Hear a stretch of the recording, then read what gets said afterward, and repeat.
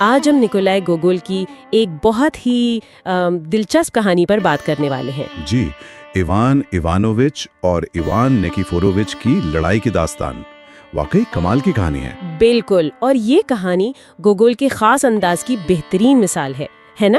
وہ تیز طنز اور انسانی کمزوریوں پر گہری نظر۔ صحیح کہا، بظاہر تو ہلکی پھلکی لگتی ہے لیکن اس کی تہوں میں بہت کچھ ہے، گہرائی ہے۔ تو کہانی کا پس منظر ہے یوکرین کا ایک چھوٹا سا قصبہ میرگورود۔ جی، میرگورود، اور وہاں رہتے ہیں دو آپ کہہ لیں معزز شہری، ایوان ایوانووچ اور ایوان نیکیفورووچ، جو نہ صرف پڑوسی ہیں بلکہ گہرے دوست بھی مانے جاتے تھے شروع میں تو۔ ہاں، شروع میں ان کا تعلق بہت اچھا لگتا ہے، چائے پر گپ شپ، مشورے دینا، ایک دوسرے کی صحت کا پوچھنا۔ بالکل ایک مثالی دوستی لگتی ہے، مکمل ہم آہنگی۔ لیکن پھر جیسا کہ گوگل کی کہانیوں میں ہوتا ہے، ایک چھوٹی سی بات، ہاں، ایک بالکل معمولی سی غلط فہمی وہ ایک بڑے مضحکہ خیز جھگڑے میں بدل جاتی ہے، اور وہ جھگڑا سالوں چلتا ہے۔ اور وہ دوستی وہ کہاں جاتی ہے؟ وہ تو بس ختم، بے تکے قانونی مقدمے، بچگانہ قسم کی توہین اور بدلہ لینے کا نہ ختم ہونے والا سلسلہ اسی میں کھو جاتی ہے۔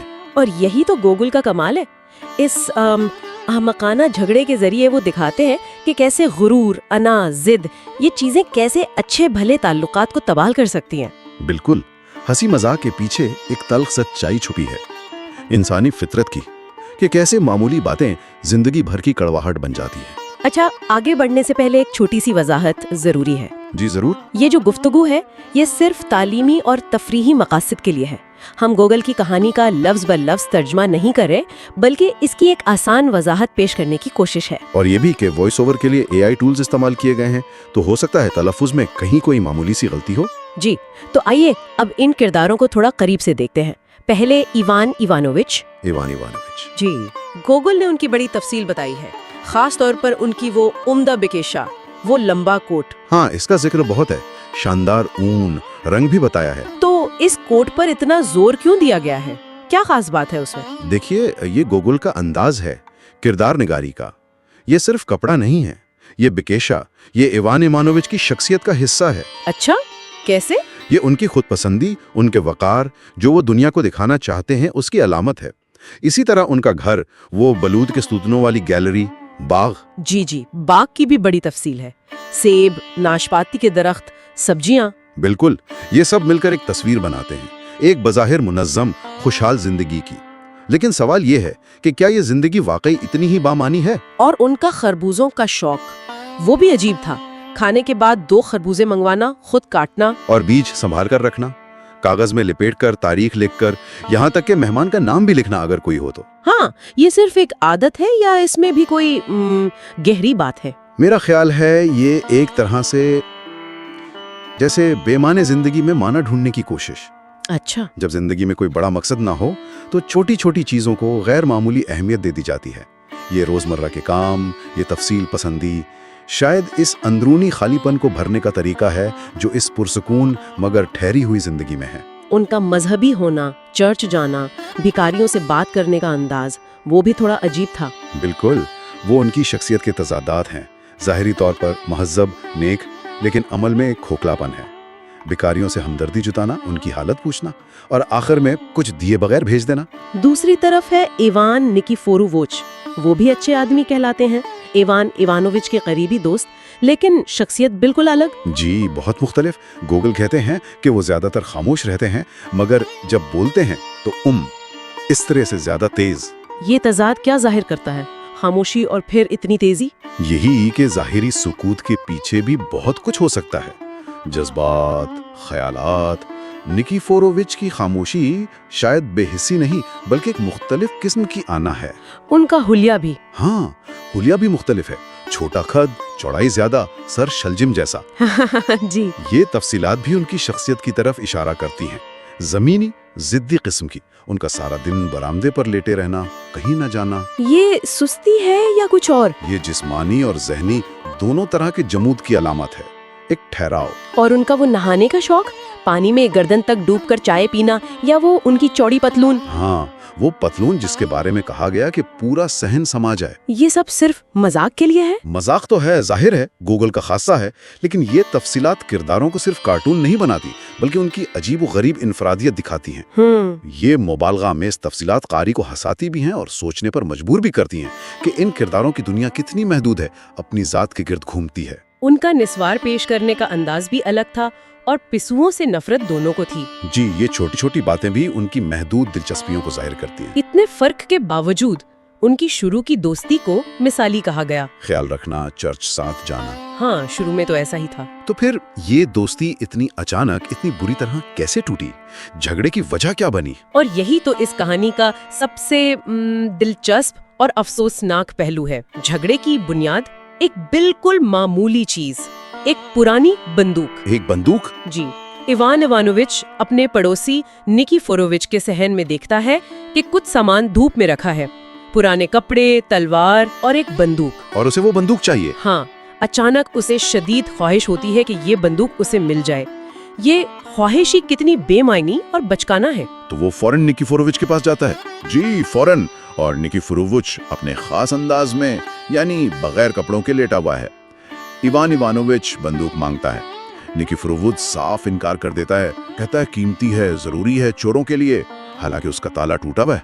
अच्छा, यहाँ से बात बिगड़ना शुरू होती है। बिल्कुल। इवान इवानोविच सौदेबाजी की कोशिश करता है। पहले कहता है, मेरी भूरी सुअरनी ले लो, बंदूक दे दो। बंदूक के बदले सुअरनी, ये क्या सौदा हुआ? निकीफोरोविच का जवाब भी वैसा ही तौहीन आमेज है। कहता है, क्या तुम मुझे शैतान की दावत के लिए सुअरनी दे रहे हो? ओफो। फिर इवान इवानोविच कहता है, अच्छा, सुअरनी के साथ 2 बोरी जौ भी ले लो। लेकिन निकीफोरोविच नहीं मानता। हर कदम पर जिद और अना बढ़ती जाती है। और फिर वो लम्हा आता है जो फैसलाकुन साबित होता है। जी, इवान इवानोविच गुस्से में कह देता है कि तुम बंदूक पर ऐसे चीख रहे हो जैसे कोई बेवकूफ खूबसूरत बटवे पर। अजीब तशबिया है, लेकिन जवाब उससे भी ज्यादा तबाहकुन था। बिल्कुल। निकीफोरोविच कहता है, और तुम इवान इवानोविच एक हकीकी हिंस हो। हेंस? गूस? बस ये एक लफ्ज काफी था, हिंस। इवान इवानोविच के लिए ये नाकाबिले बर्दाश्त था। इस एक लफ्ज ने दोस्ती खत्म कर दी। एक लम्हे में आग बगोला हो गया इवान इवानोविच। बहस बढ़ गई। तुम्हारी हिम्मत कैसे हुई मुझे हिंस कहने की? निकीफोरोविच ने नौकरों को हुक्म दिया कि उसे बाहर निकालो। ओ खुदाया। इवान इवानोविच गुस्से में धमकियां देता हुआ निकला और जाते जाते वो खास इंजीर का इशारा भी कर गया, यानी बात बिल्कुल खत्म। लेकिन ये हिंस वाली बात इतनी बड़ी क्यों थी? क्या ये कोई बहुत बड़ी गाली थी उस जमाने में? शायद इसका मतलब बेवकूफी या अहमकपन लिया जाता होगा, जो इवान इवानोविच जैसे मुअज़्ज़ज़ आदमी के लिए नाकाबिले कबूल था। लेकिन मेरे ख्याल में असल बात ये नहीं थी। तो फिर क्या थी? असल बात ये थी कि ये झगड़ा अब बंदूक या लफ्ज हिंस के बारे में रहा ही नहीं था। ये उनकी अनाओं का टकराव बन चुका था, उनकी जिद का खेल। बंदूक और हिंस तो सिर्फ बहाने थे। यानी असल मसला अना थी? बिल्कुल। और ये झगड़ा यहीं रुका नहीं बल्कि और बढ़ गया। इसमें एक और किरदार का भी दखल है, अगाफिया फियोदोसियोना। हाँ, अगाफिया फियोदोसियोना। वो कौन थी? रिश्तेदार थी निकीफोरोविच की? नहीं, रिश्तेदार नहीं थी, मगर अक्सर आकर हफ्तों रहती थी, जैसे घर पर कब्जा ही कर लिया हो। गोगोल ने उसकी भी क्या खूब तस्वीर खींची है। कैसी? पेपे जैसी जिसामत, नाक पर मस्से, सुबह उबले चुकंदर खाना, गालियां देना, वो एक तरह से मनफी असर और रसूख की अलामत है। और उसने क्या किया? उसने निकीफोरोविच को मजीद उकसाया, सुलह न करने पर जोर दिया, कहा वो तुम्हें बर्बाद करना चाहता है।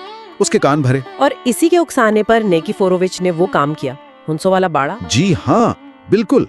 उसने जानबूझकर इवान इवानोविच को मजीद तकलीफ पहुंचाने के लिए उसके बरामदे के बिल्कुल सामने एक हुंसों का बाड़ा बनवा दिया, एक ही दिन में। ये तो हद हो गई। कितनी बचकाना हरकत थी। बिल्कुल। जानबूझकर नीचा दिखाना, मुसलसल तकलीफ देना, झगड़े को एक अवामी तमाशा बनाना। और फिर इवान इवानोविच ने बदला लिया। हाँ, वो रात को छुप कर गया, आरी लेकर, और बाड़े की सुतून काटने लगा। चुपके से? जी। और वो मंजर भी गोगोल ने कमाल का लिखा है। उसका डर, एक हिंस की गर्दन को भूत समझना, और फिर बाड़े के गिरने पर डर कर घर भाग जाना। ये तो एक मुअज़्ज़ज़ आदमी चोरों की तरह लकड़ी काट रहा है। यही तो तंज है। उनकी नाम नेहाद इज्जत और वकार का खोखलापन जाहिर होता है। इस वाक़े के बाद मामला कहाँ गया? अदालत। इवान इवानोविच को डर था कि निकीफोरोविच बदला लेगा, तो उसने पहले ही जाकर मीर गुरूद की मकामी अदालत में दरखास्त दे दी। और यहाँ गोगोल ने मीर गुरूद कस्बे और अदालत की इमारत का जो हाल बयान किया है, वो भी बड़ा दिलचस्प है। हाँ, वो कस्बे के बीच में बड़ा सा जोहड़, जिसे पुलिस चीफ झील कहता है, अदालत की खस्ता हाल इमारत, टूटी खिड़कियां, वो लकड़ी की छत जिसके बारे में मशहूर था कि क्लर्क तेल प्याज के साथ खा गए।